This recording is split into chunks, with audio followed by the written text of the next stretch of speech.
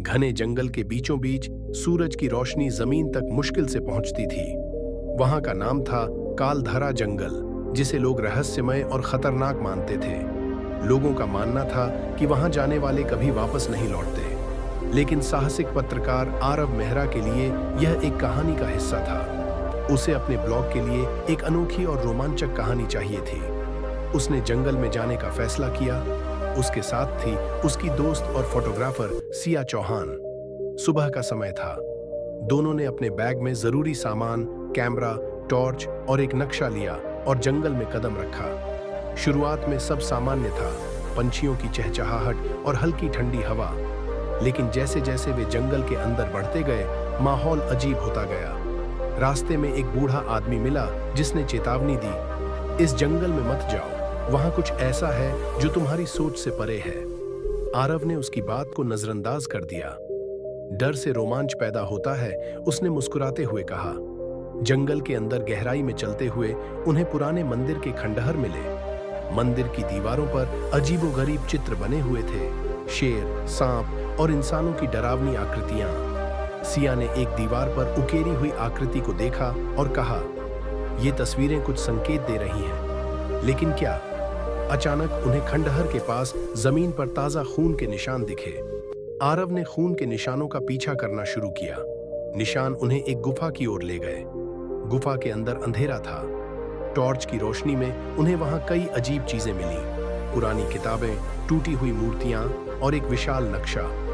नक्शे में जंगल के बीच में एक खुफिया दरवाजे का जिक्र था। आरव उत्साहित हो गया। सिया, ये दरवाजा हमें इस जंगल के रहस्य की ओर ले जाएगा। लेकिन तभी उन्हें पीछे से किसी के कदमों की आहट सुनाई दी। दोनों ने टॉर्च बंद कर दी और चुपचाप छिप गए। गुफा में 3 आदमी दाखिल हुए जिनके हाथों में हथियार थे। वे किसी चीज के बारे में बात कर रहे थे। अगर कोई इस दरवाजे तक पहुंचा तो हमारे काम का पर्दाफाश हो जाएगा। आरव और सिया को समझ आ गया कि ये लोग किसी खतरनाक साजिश में शामिल हैं। वे चुपचाप गुफा से बाहर निकले और नक्शे पर दिखाए गए स्थान की ओर चलने लगे। लेकिन अब हर कदम पर खतरा था। कुछ देर बाद वे उस खुफिया दरवाजे के पास पहुंचे। यह एक विशाल पत्थर का दरवाजा था जो पेड़ों और झाड़ियों से ढका हुआ था। दरवाजे को खोलने के लिए पास की दीवार पर एक कोड लिखा हुआ था। सिया ने दीवार के संकेतों को ध्यान से देखा और कोड को हल करने की कोशिश की। आखिरकार दरवाजा धीरे धीरे खुला। दरवाजे के पीछे एक गुप्त तहखाना था जहां सोने और कीमती गहनों के ढेर लगे हुए थे।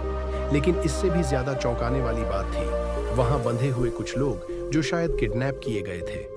आरव ने तुरंत अपने कैमरे से सबूत इकट्ठा करना शुरू कर दिया। तभी पीछे से उन्हीं 3 आदमियों ने उन पर हमला कर दिया।